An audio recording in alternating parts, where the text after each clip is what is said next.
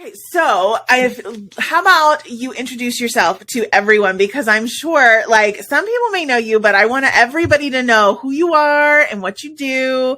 Just introduce yourself to all of us. Okay, so hey everyone, my name is Antoinette Ellis. I am the CEO and co-founder of Ace & Co, which is a enterprise which helps young girls find careers in science, technology, engineering, arts, and math, and young adults too.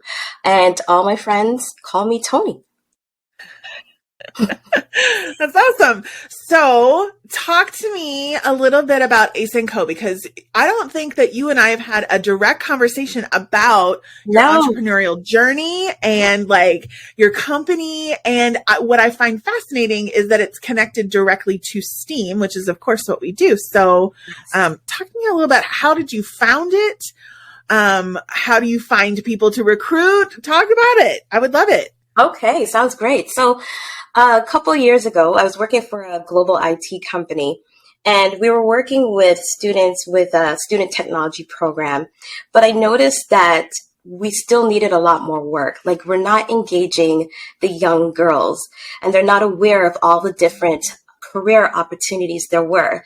So I was talking to my husband, and I was like, I want to do more. I want to do more than just, because we also do like public speaking and stuff like that. I want to be more integrated in building that pipeline.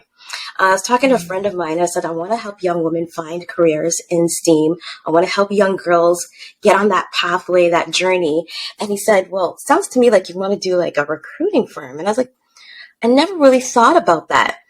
So my husband and I, we were thinking, okay, let's see, what would this look like? And because I have a passion of just motivating people and finding their dream, it seemed like a good fit to see, okay, how can we work with young people to help them understand what's really out there? And that's how the idea came about. Then one thing led to the other, just having discussions with nonprofit organizations that are also having the same goal, and working with other organizations as well that says, okay, we see there's a need as well. So how do we all come together to collaborate to make this a real thing? But that wasn't enough for me, because I was like, okay, if I'm going to speak about STEAM, I want to be able to talk about really what is it? Because as you know, Susan, there's that whole what's STEM, what's STEAM, what's the difference kind of thing. And that's how I found your school, or Integration of Arts. And I thought it was perfect, because now this kind of gives me the solid foundation that I can actually speak about arts integration and exactly what it is, opposed to seeing, teachers and students, okay, let's build a robot and let's paint it. Obviously, it's a lot more than that. So after graduating from your program, started having a lot of discussions and speaking engagements about STEAM and what the importance is. And right now we're looking at seeing how we can build that out even further. That is amazing. And it's such a needed, first of all, it's such a needed component, right? It is missing. We talk a lot about girls in STEM, and that STEAM could be a way to engage more girls in the STEM areas, right? But very, very little, I think, is actually done to give those girls those opportunities, right? Like, we might engage them in STEAM activities, but then what, right? Yes. I know in our household, and I talk about Emma a lot, right? My teenager, but she loves art. She loves visual art. She very much has my husband's ability to put things together, and is fascinated by like welding and engineering. And so she's looking at lots of different career possibilities, right? And so she's landed on architecture for right now, and which is amazing. But Kevin and I are both like, well, there are other career options out there other than just architecture, right? You might want to make sure that you're looking at all of the opportunities. But we found that it's a real struggle to find programs and careers that are already outlined, right, for students who are interested in those things, right? Like, how do we combine our interest in engineering and art and math in a way that makes sense, and what careers exist and what careers are being developed, right? Yeah. So is that part of what your company does is tries to help them identify those things and also Yes. place them there? Yeah, well, yes, also place them there depending. So definitely you want to explore like what your two passions are. Because we all have more than one passion. And if you remember, like your parents will always say, make sure you have a backup plan. You know, you can't make a living through arts. But Right. in this day and age, you actually can, right? So one of the things I did as well is I had a conversation with my daughter. She co-hosted an event with me where we interviewed Dr. Merritt Moore, who is a professional ballerina and quantum physicist. How amazing is that this individual is able to bring her two passions together and make a living out of it. So being able to have that webinar and help other kids and see here's someone that's actually doing it and that's actually possible. So we want to do more of that too. Have more conversations with individuals that are doing that, because there's so many times we think that you have to stay in this box. If you went to school for this, you got to stay in that. That's not the case. You can actually bring your passions together, and that's what we want to help people figure out. Yeah, because how often, I'm sure that you haven't, and I know that I haven't, how often have we been in one career for our entire life, right? Exactly. It doesn't happen anymore. Exactly. And when it comes to finding work, so there are organizations and companies out there that are saying, you know what, we're realizing we want to hire more women in these fields, but not enough women are applying, or not enough women are in the education field for it. And then we're also exploring to look at, okay, so when you look at university and whatnot, they're also seeing a gap that there's not enough women that are actually staying in the program. So there's still a lot of work to do. We still have to explore, like, where is the disconnect? So if we get them interested at a younger age, as we know is so important, but when they get to that point to university, how do we make sure that they stay in there? How do we make sure that they graduate? How do we make sure that they get into careers that are fulfilling? And how do we make sure that we get them into jobs that want to make sure that these women excel in these careers? So I'm curious, like, have you found some of the reasons for the gaps at the university level? At the university level, not quite yet. So that was it's still a breaking point. Like, okay, what's going on? Now, one thing I've noticed with myself, even with younger girls, is we tell ourselves at a young age that something is too hard. So we tell ourselves at a young age that, oh, math is too hard. So we already decided that we don't want to do anything with math. But the thing is, a lot of the careers out there, you're going to need math. You're going to need math for regular everyday life. I wish somebody told me that, right? Right. I don't know if it's a matter of when they get to university, if it gets too difficult, they're like, maybe I should switch or go into something easier. But the point is not to go for something easier, but maintain. So figure out how can you, if you have a passion in that, don't let something turn you down because you feel like you're not excelling in, in math or whatever it is that's causing the difficulty. Finding ways to overcome that. Maybe it's a tutor. Maybe it's finding a mentor who's gone through it, who knows the difficulties and kind of help you can overcome that. The thing is, we can't encourage our students to always find the easy way out, because you're not going to find the gold at the end of the rainbow. Like we have to be able to understand, like, you have to step out of your comfort zone. So we got to make sure that these kids understand that even though it's difficult, that's going to step out of your comfort zone to get you into the career that you possibly want to explore. Absolutely. And that resonates so much with me. I've seen that in myself and in my daughter, in other girls that I've taught, that not only do they tell themselves, I'm not good at, or this is hard, and therefore, because I want to be good at something, and this is hard for me, I want to move to something else, right, where I could shine, which I think is a natural human tendency. I think for girls in particular, and I'd love your opinion on this as well, the idea that I don't belong in this space, right? Yes. Like, for example, with Emma, with her welding, like she does that on the side with my dad as just a fun project that they do together. Right. And I said to her, you could go into welding. That's a very well-paying career. It's something that we definitely need with trade school. And her perception is, no, that's something that boys do. That's not what girls do, or and there's a side of this that's not prestigious enough, right? Like, I want to be an academic. I want to have a career, and something like welding doesn't necessarily appeal to her because she is a girl. And I see that with a lot of girls, that they classify careers almost by gender. Do you see that? Yes, definitely. Yes. And this is why the conversation has to start as early as elementary school, that these girls belong in the spaces as where they see the men. If we can get women to start looking into those spaces and saying, you know what, I belong here, then they're setting an example for the younger girls that are coming up to see that, hey, maybe I can be in that space too. But here's the thing as well. We talk about a lot about women empowerment, which is so awesome. But guess what? We need the men as allies too. Those men that are in those fields already, we need them to encourage our girls to be like, oh yeah, you definitely could have a space here.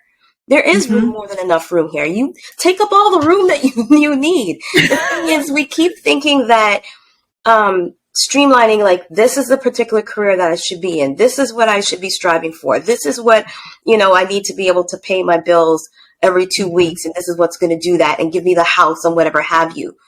But there's a whole world out there that says, no, you can explore. You can be that engineer. You can be whatever it is that you want to be and make a living out of it. I love watching like home garden television and looking at all these amazing women designers and contractors that are doing the hard work. And I'm like, yes, take up space. We need more of that, not just in that field, but in all fields, right? Yes. And it's an interest, and it's something that I think I've thought of, but not necessarily up front in the past, about bringing men on as allies.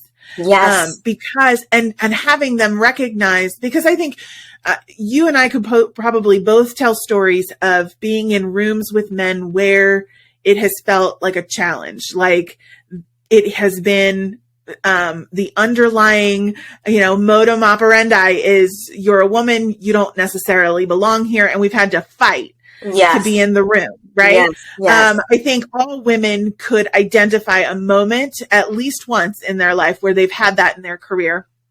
And rather than having to fight all the time, having allies with those men who recognize you do belong here, rather than having to fight in the room, we're working together. How do you think, like, what are some ways that we could possibly work towards that? So for me, like, if you want to talk about my personal experience, some of my amazing mentors have been men who recognize a talent in me, or recognize what I'm able to do. And, building, a working relationship where they're like, okay, yes, I want to mentor you. I can guide you on certain things. So not only do we have, it's amazing to have like women entrepreneurs as, a guest speaker in your classroom, but have the men too that say, yes, we want to encourage girls and let them know that there is space for them. Have them come into the classroom as well. Because the reality is, Susan, when we go out into the work world, guess what? Chances of us working with an all-woman company and dealing with just women in business is not a reality. There are some out there, but you are going to have to work with the other gender as well. So we got to figure out how to collaborate with each other, right? And so we can't just, X out like the men, like women empowerment. Yes, that's amazing, but we have to work together. And bringing in those men as allies, as mentors as well, also helps that. Do you feel like STEAM programming can kind of be used to bridge that gap, because it includes the arts, but also includes science and technology and engineering and math, which are typically dominated by men or boys? Yes, I think so, because I believe now even more so, people are recognizing the importance of art and what it plays into the workplace in the 21st century skill sets. So especially, again, finding men who want to mentor and be a part of this movement, that have the experience and are willing to share and show women how. Let's have them on board, right? So through STEAM, we can definitely do that by highlighting those STEAM careers, those that have been professional successful, sorry, not professional, but successful in their careers, and have them coming along to say, yes, this is the pathway that I took. It might not necessarily be the same pathway for you, but encouraging kids to be flexible and going on that journey to see where it can take them. I think it's important that we hear from both voices to ensure that we have access for girls to see what's possible. Yeah, absolutely. So I'm going to shift gears a little bit. You and I know each other because you came through our arts integration certification program, which we now have a STEAM leadership program, which is slightly different about setting that up. But you came through with the AI program. And so I'm curious, how did the work in that program maybe influence or change in any way your approach with Ace & Company? So like what I explained to you when I was deciding I wanted a solid foundation to lean on with Ace & Co. I didn't want to just be talking like, yes, STEAM is important, but not having like facts and backgrounds.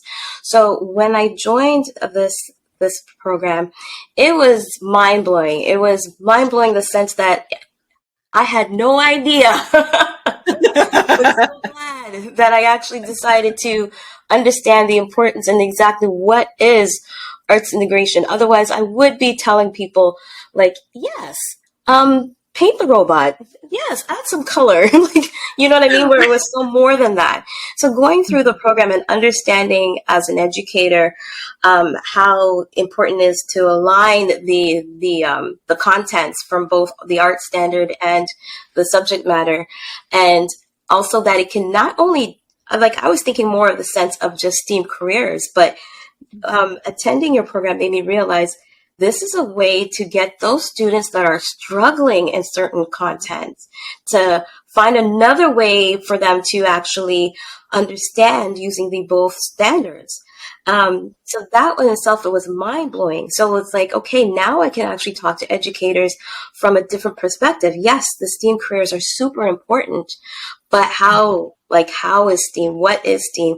How, like, having two teachers from like an art standard as well as like maybe science come together to figure out like how we can make this lesson impactful for these students, how we can get them thinking on a different a mindset opposed to like, you know, this one way, this structure, this strict way of learning is not resonating with them. Okay, so how can we incorporate that with math and dance and all of that? So that opened up a whole world for me because I'm so passionate about arts, period. So it also changed my narrative of like how I'm going to be speaking to people about this amazing stuff. That's so good. And it's so interesting because everybody has a different aha when they go through the program, which I always love to hear like what it is that you got from it, because some people it's just the format, right? It's just the format of the program and how we structure it. It's not even so much the content; it's the relationship building, it's the intensity of the work, and how the products build upon each other. And other people, it's the content itself, which is I always like that component because that's what changed for me when I first discovered arts integration. I think it's a powerful medium, right? It's a powerful medium to engage all learners, right? And to continue to grow ourselves. So, definitely. So since we're just chatting, do you have any questions for, you know what? I don't think that you and I have had an opportunity to do a one-on-one. I know you've worked with our staff and Jamie and Tiff and you've done so many presentations. Yeah. So do you have any questions for me? Oh my gosh. Where can I start? I was like, when I heard that I'm going to be talking to you on a one-on-one, I was like, oh my gosh, this is going to be so amazing. Because I have to say, like how you structured everything, even like the visuals, even the modules and the team that you put together was so amazing. And I know this is such like a big, broad question, but how did you do it? How long did it take you to get to where it is? And you must be so proud. Like even when I just sign into the platform, visual, everything was just so appealing to me and made me even want to learn more. But yeah, how did you do it? Oh my gosh, you're so funny. Thank you so much, by the way. But I don't ever do it alone, right? Of course, we have this amazing team. When I first started, I didn't have a team. I was just me, and if everything was kind of wonky. Like I knew what I wanted to create. I had kind of created it with my school. Then I did it at a district level. But what I realized was as I was looking at stuff and this evolved, like I think I started our organization back in 2008, officially, November of 2008. And so back then, the internet was a baby. Cell phones were just coming into play. You know what I mean? Like it was the wild, wild west. And so, the resources that were available were like print resources that you had to buy that were thousands of dollars to print. Right. So I ended up looking at all of those and realizing that the more visually appealing something is, the more somebody else is willing to consume it. Yeah.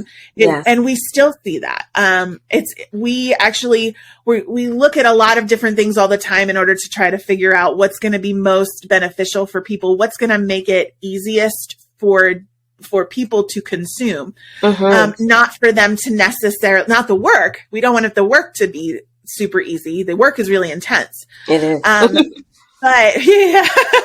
But when you look at it, we're constantly asking, how do I streamline this? Because your iteration of certification when you went through was probably number 3. That was the 3rd iteration of certification. The people who went through the very first time, I applaud them because each of the modules were like an hour. And yours were 15 minutes, right? Like, so each of those modules, like they were an hour. There was a lot of written content because there is so much information. And so we're constantly thinking, okay, how do we streamline? How do we make this, so that it's not so intimidating, right? Because arts integration STEAM is, it's intimidating at first for people, especially because like if I'm an arts teacher and I'm looking at STEAM and my principal says, let's look at some STEAM content. That's scary for me because I don't know anything about science, right? Yes. And it's, how do I do that if I don't have that skill set? So to take something that's already intimidating and then to layer that with all of the nuances that go into it is a challenge. So I think the number one thing for us is we look at, we have a broad team, which I was fortunate enough. Most of them came to find me, which I was like, oh, this is like God given. Like I didn't do that. They found me, which was amazing. And I really, truly consider them to be my friends as well as my coworkers and colleagues, which I think is helpful. And we all have very different perspectives. And I think that's something that's a challenge as well as something that's such a benefit because something that I see, somebody else doesn't see it that way. It comes across to them as something else. And that's so helpful before we go out to everybody else to teach it, right?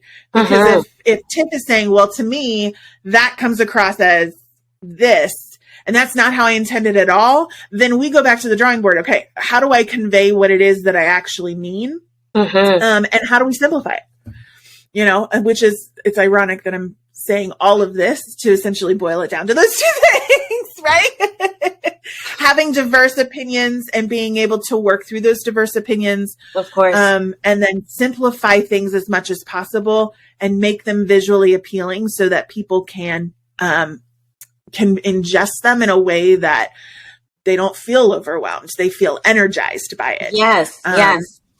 And you're successful with that because just even the colors that you chose, making it bright, even like the communications, the content itself, the work was intense, but the communication was enticing. It was like encouraging as well. So as you went through the modules, and oh my gosh, your staff is amazing as well. They're awesome. I'm so lucky. They are amazing. They are. And it's super encouraging. So for me, who didn't have an educator background, it was kind of a struggle for me, right? Because I was like, okay, I've never done this before.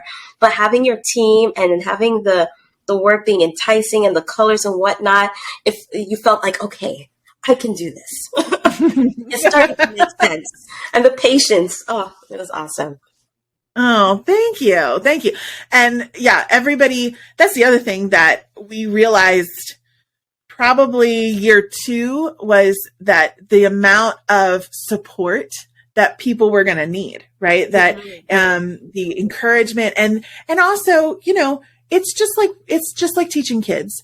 Everybody, when you have a classroom, you want it to be bright and colorful and welcoming, right? So you make the same kind of space. You also want teachers who, when you struggle, they're not going to get angry. They're not going to lose their patience. They're not going to get frustrated. They're going to find a different way around the information to help you succeed, right? So it's just good teaching, So I'm glad for that. So what's next? What's next? So you started this new program, the STEAM leadership program. So what is your hopes with that, and what's next? So we actually developed the STEAM leadership program because a lot of people were either going through the arts integration certification program because their schools were becoming STEAM schools and they needed a way to understand how to integrate, or they were leaders, and so they had gone through our program, and they were like, this is a lot of great information, but then how do I, the practical, set it up? Like, how do you, it's one thing to construct the walls on the ground. It's another one to lift them up and to have a standing building, right? So the STEAM leadership certification program, that actually evolved between Tiff and I, Dr. Harris, our chief academic officer, and myself. And we sat down and looked at all of the STEAM programs that currently exist. We went through, I can't even tell you how many master's programs, certification programs. We worked with, we were fortunate enough to be able to reach out to state leaders across the country and be able to ask them, what are you working on with STEAM in your schools at your state level? What are the gaps that you're seeing? We worked with some organizations, some national organizations who work with as a bridge between employers and schools, and asked where their gaps were. And then literally created a program that if you go through it, by the end of it, you will be able to create a STEAM program that sustains itself beyond whatever initial money you get to start it. So that is super exciting. We have our initial group in there, and they're already having some incredible success. They're doing just an amazing job. And I'm excited to kind of keep that open and see that grow as states and schools are becoming STEAM focused. I'm also seeing, and I'm actually excited for this, I'm seeing a big kind of renaissance for arts integration, right? For a long time, it's STEAM focused, and STEAM is so related to arts integration. Yes. I felt for a while like arts integration became this second child, middle child, but it's kind of seeing a resurgence, which is great. For us, we're working on helping as many teachers and administrators as possible use arts integration in STEAM in whatever way that looks, whether that's through our accelerator platform, or if it's through a certification or even event. We're doing an online book club this summer. Have you heard about this? Not yet. Oh my gosh, I'm so excited. We're calling it Bookmark Ed. Or bookmarked. And it's gonna be an interactive online teacher focused book club in the month of July. And people are going to be able to get PD hours for it. We're going to have sponsors who are doing some amazing giveaways.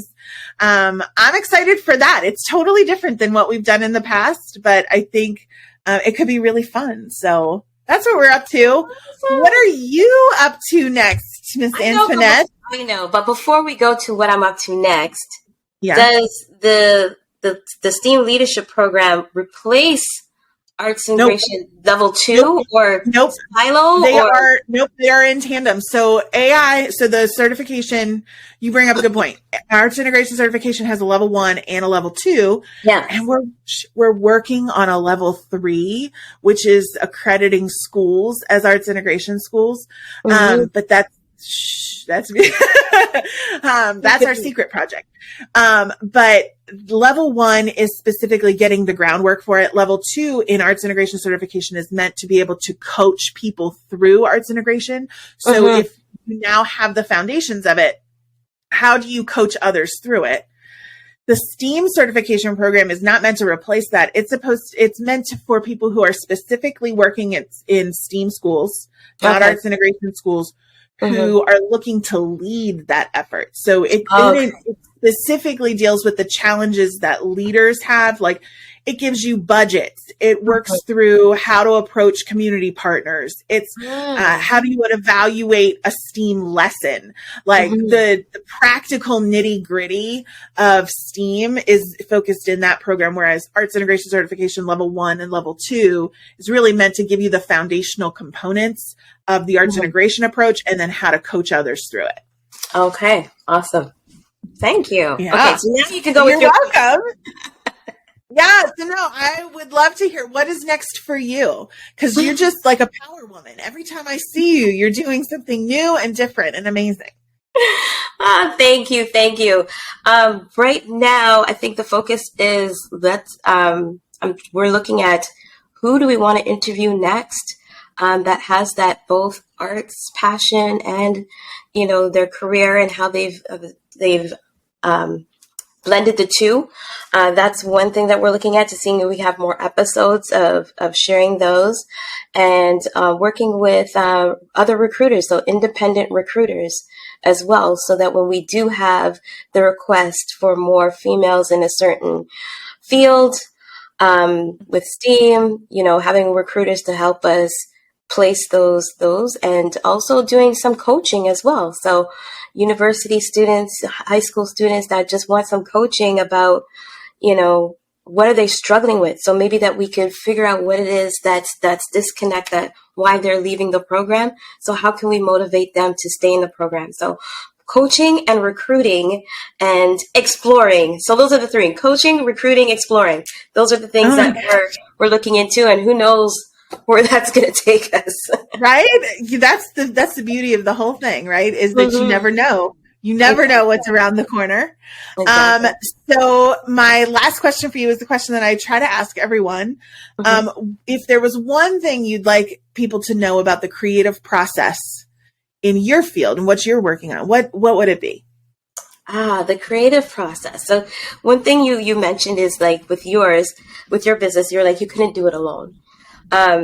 The creative process is so important to dream and visualize where you want it to go, but it is so important to have those other voices to kind of bounce it off, to make sure that you're going into the right direction. So with me, I love to dream. I love creativity, but also I have to be realistic as well. So I have those voices that are more linear thinking than I am, to kind of help blend and making sure we're going in the right direction. So I'm like, yeah, I have this amazing idea. And then I'll have someone to be like, it can work if we do this calculation, that calculation, or maybe it won't work, but let's look into that. So that's for me. So with creativity, dream as much as you can, but be collaborative and be open and be flexible to get other people's opinions to help bring that dream to actual reality. So dreaming is great, but you need to have a framework to make the dream happen. Yeah, I totally love that. And it's so true. You're absolutely right. Toni, where can people find information about you and connect with you? Oh, so definitely. So they can go to the website, aceandco.ca, and our information is on there, and they can email at info@aceandco.ca as well.